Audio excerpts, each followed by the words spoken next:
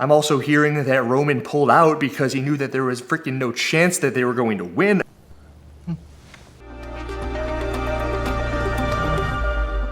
Yo, somebody told me to white balance my video, so I made it purple, or pink. Roman Khrennikov is stirring the pot again. There are rumors that if you gather all the strongest athletes from around the world, North America won't stand a chance. You think? And he says, Hillary Fit, what do you think? It doesn't matter! I responded, it sounds like the premise for a fantastic video. So we're gonna go down the rabbit hole a little bit, because some of you guys are brand new to the CrossFit world. And actually, where we're gonna start, I wasn't all that familiar with myself. The CrossFit Invitational, the Reebok CrossFit Invitational, was all the way back to 2012.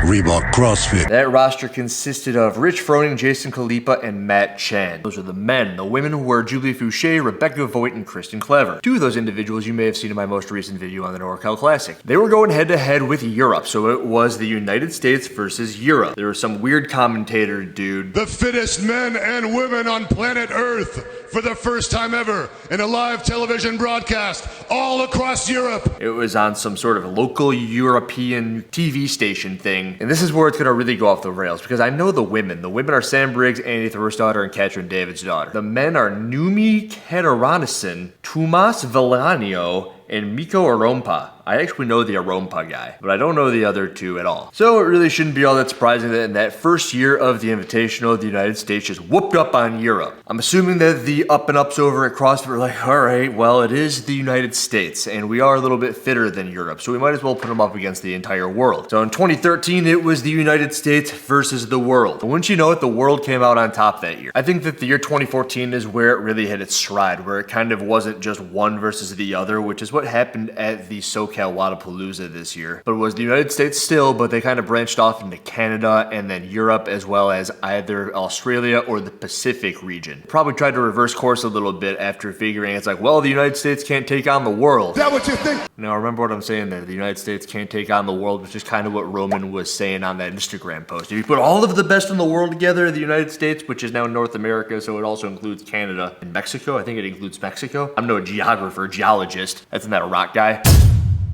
But you know what I'm saying? What Roman had said in that Instagram story has some ground to stand upon. And they knew that all the way back in 2013, so they kind of broke it all up. What they ended up seeing then is that the United States whooped up on them in the years 2014 and 2015. And it wasn't until the year 2016 where Europe took the United States. The Pacific finished third, Canada finished fourth. Both Pat and Vellner were both on that team in 2016. 2017 is where things got really weird. The Pacific won with the exact same team that had finished third in the year previous. Canada finished second, still featuring Patrick and Brent. USA took third and Europe took fourth. Now you're seeing the USA really kind of move down the ladder. Something that I thought that was very interesting as I was putting this video together is how they were selecting teams. Because of course, to make Roman's claim mean anything, you gotta see how were the teams selected. And it's incredibly evident that they were just taking the top in their countries on that year. So they had the Invitational towards the back end. It was usually in like November of the following year. So they were able to take the games roster, the games leaderboard from that year previous. If it happens in August, then you fast forward to November, and in that amount of time you could send out the invitations to the athletes. So what I've got right here is this spreadsheet where you can see for the past 2 years that they did have the Invitational, because it was canceled in 2018 when Greg Glassman went haywire and said, screw you, Reebok. Reebok's like, hey, I'm not giving you no money, CrossFit, something like that, and they axed the Invitational. There was no more Invitational. So 2016, 2017 were the final 2 years, and you can see the rosters right here.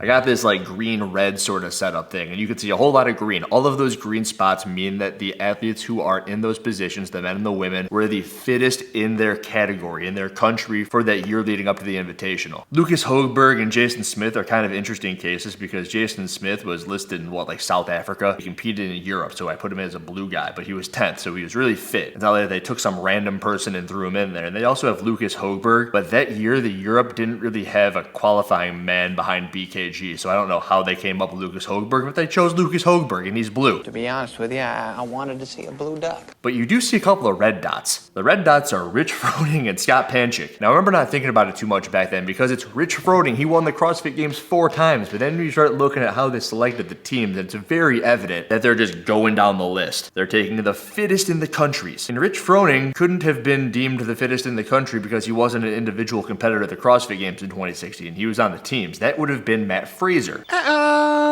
And yeah, Ben Smith was the next guy. And I'm wondering how in 2016 they chose Rich Froning over Matt Fraser. Did Matt Fraser turn down the invite? Was he not invited at all? They went with Froning over him. And in 2016, you'll see that the USA took second. And the reason that that's all interesting is because in the following year, the USA went back even further. They also didn't have their best roster because they chose Noah Olsen and Scott Panchik. And nothing against Scott Panchik, but he was not Matt Fraser. Matt Fraser was on a freaking rampage, but he was no longer on the roster. He should have been on the roster. He won the freaking games that year. It should have been freaking Fraser and then Olsen. They went with Panchik.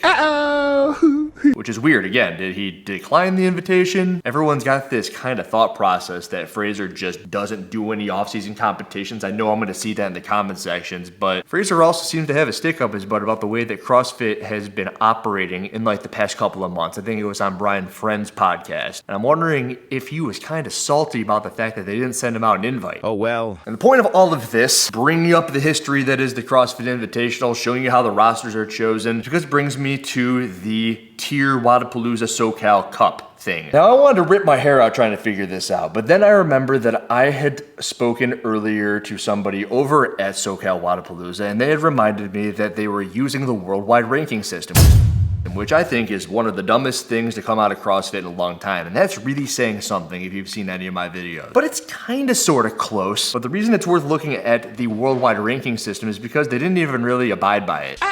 In particular in North America. And remember, this entire video is on the premise of the Roman Khrennikov story that he put up the other day. Brent Fikowski, he is not a world member. He is a North American member. He was on the wrong team in general, and that's going to be a reoccurring theme as I talk you through this stuff. Emma Lawson is the #1 woman on the worldwide ranking system. That was a tongue twister. That is for North America. And then you got Daniel Brandon, then you got Ariel Lowe, and then you got Alexis Raptis. And for whatever reason, there is no Emma Lawson. I don't know why there's no Emma Lawson, but she wasn't there, so you would figure they would just go to the next person in line, which should have been Alex Kazan, but it wasn't Alex Kazan. Did Alex Kazan turn down her invite? Was she invited? I don't know, but if you're following the worldwide ranking system, she should have been, and they went with Emily Rolfe, who was next. But it brings me to the games. Emily Rolfe finished 3rd, and I'm wondering if they're looking at the games, they're like, oh, she finished 3rd, we'll take her. She's fit, you can make a case for it, but it kind of reminds me of what I was talking about earlier with Fraser. Did Kazan get an invite? I don't know. But for the most part, a lot of these people did fill in, especially the men. With the exception of Fikowski, you do have the likes of Adler, Medeiros, and Vellner. And the next on the list, which I should go double check real quick, yeah, you got Dallin Pepper right behind Fikowski. So Fikowski shouldn't be there, Dallin Pepper should be there, it's all well and good, the men's roster, check, check, check, check, check. Now it gets completely out of control when you get to the women's side. This is where maybe Roman's looking at it, it's like, oh my god, we should have had freaking Laura Horvath, freaking Gabby McGowan, Tia Toomey, and Sarah Hakaya. Just according to the worldwide ranking system, I'm under the assumption that Laura and Gabby just didn't want to come. For whatever reason, similar to Emma Lawson above. And then we're talking backfills. So it'd go Tia, Seher, Emma Tall, and then Karen Freyova, who right behind her was Victoria Campos. And this is why I brought up that whole, we looked at Emily Rolfe, she finished 3rd this year, we're just going to bring her into the fold. You look at that because Gracie Walton is nowhere to be seen on this worldwide ranking system. Oh, I lied, she's in 26th, okay. What puts her behind a plethora of other women who would have been before her on the worldwide ranking system, unless they all said no, which I suppose is possible, but there's Elisa Fuliano, Catherine David's daughter, I suppose she would have said no, there's Emma McQuaid, and then of course the two that I already mentioned, in Campos and Freyova. Now on to the men. None of these men on the worldwide ranking system were featured on the actual roster. Those men are Roman Khrennikov, Jay Crouch, Yota Koski, and Henrik Haapalainen, with right behind Henrik Haapalainen is Uldis Upenix in 15th. The men that you actually had on the roster were BKG, Gimel Harris, Enola Kai, and Brent Fikowski, who again isn't even a freaking world member. He is a North American as far as I know. Enola Kai, God rest his soul, coolest guy on the entire team, isn't even on the worldwide ranking list. So we're going to have to assume that they went to the games this year and they're like, oh, Enola Kai, we'll take you. He put a stick in the ground, he beat up on Medeiros, it was all well and good, but he was not on the worldwide ranking system. So how did he get in there? Gimel Harris is also behind Ricky Garrard, who I think had a bummed ankle, so this was never going to happen for him. Also behind Bailey Martin, also behind Henrik Haapalainen, Yota Koski, Jella Hosta, and all these guys. I just spat a whole bunch of people at a whole bunch of random spots at you, and what you're starting to see is that when Roman says something like that, is he wrong? Well, it didn't happen, so yeah, he's probably wrong. But if you play all of this stuff out, you're starting to see that maybe he's right. And of course, I had to go ahead and do my own little spin on it. I couldn't just look at the worldwide rankings and say, what did you guys do with this? You messed the whole thing up. You're inviting just Emily Rolfe Rolfe because you want to. You're inviting freaking Enola Kai because you want to. This is all ridiculous. You're moving Brent Fikowski continents just because you want to. You can't just do that. Guys, just go back and have fun on your jungle gym. So what I did is what the CrossFit Games used to do. And I kind of made this hodgepodge 2023-2024 super team roster. And I compared the actual rosters to my super team roster. And what you're going to see is that Emily Rolfe and Justin Medeiros are going to be left off of the North American team. On the right, we got Danielle Brendan in pink because she's kind of on or off. With her position, she's likely to be on the team, but it depends on whether or not the people would accept invites. At the top of the list, you got Emma Loss and Haley Adams. Ariel Lowen, Gazan, and also Brandon could have been put in for Gazan, vice versa, because Gazan had a poor year this year, but had a really good year the year previous. So it's like, who goes where? I don't know. They didn't pay me enough to make this video. They didn't pay me at all to make this video. And then for the men, you'll see they kind of hit. They got Pepper, Vellner, and Adler, with either having James Sprague, who just won the CrossFit Games last year, or Chandler Smith, who I think finished 4th in the year before. That is your North American team if you're using the CrossFit Games system. And then this is where it gets freaking crazy, and this is kind of where I think Roman was really clamoring for. The women's side of the world team would have been Laura, Tia, and either Katrin or Maddie Sturt, along with Gabby McGowan. You got the 2 previous years' fittest women on earth. It's like, alright, that's kind of going to counter the men on the North American side. There was no counter for the men on the North American side. This year they had Medeiros, they had Pepper, they had freaking Adler, and nobody was really going to beat them. And they got Patrick Vellner, who's been on the podium every single year. Those 4 men were unstoppable. But that's what the women would have been with this team right here. And then you would have had the men who would have actually been highest on the worldwide ranking system, highest on the games qualifying for the past years. You've got Jay Crouch, Ricky, Roman, and a combination of either Yella Hoste or Yanikoski. And I know the sayings. It's like, if my aunt had a penis, she'd be my uncle. And it's like, we're playing apples and oranges. I don't know if that works the same way as the other statement with the aunt and the uncle. But if you're looking at what Roman said, there are rumors that if you gather all the strongest athletes from around the world, North America won't stand a chance. And you look at this little stupid thing that I put together over the course of the past couple hours, it becomes harder and harder to argue it. Because of those 4 men that I mentioned, which probably should be there, the ones that were there, you got Pepper, you got Medeiros, you got Adler, you got Vellner. It's like, who's Fikowski going to remove? It's like, probably none of them. Maybe Fikowski is just going to be a team captain. He'd be a great team captain. I know Guy Malheiros kind of won a whole bunch of events, but per the way that you get into this, it's like he didn't make the cut, so he's out. And he's replaced with a whole bunch of killers. BKG, he finished 11th in 2023 and I think like 16th in 2024. He's moving his way out. He's a little bit too old. He was competing on the invitational teams way back in 2015.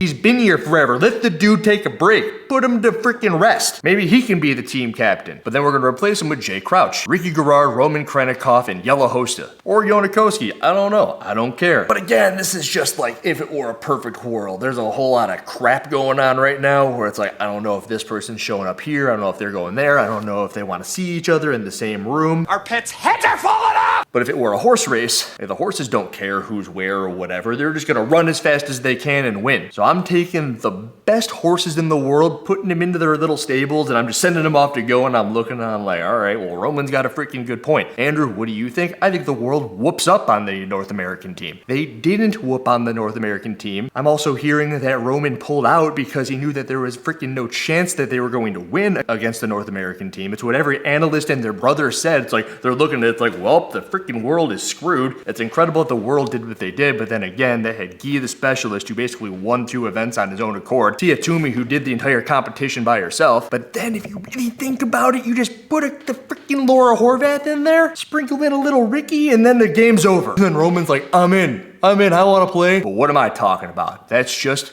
a rumor. Andrew Hitler, out. Please press that like button, no one touches there now. Yesterday, he said tomorrow. So just do it! Make your dreams come true! Just do it! Some people's dream is success, while you're gonna wake up and work hard at it. Nothing is impossible. No, what are you waiting for?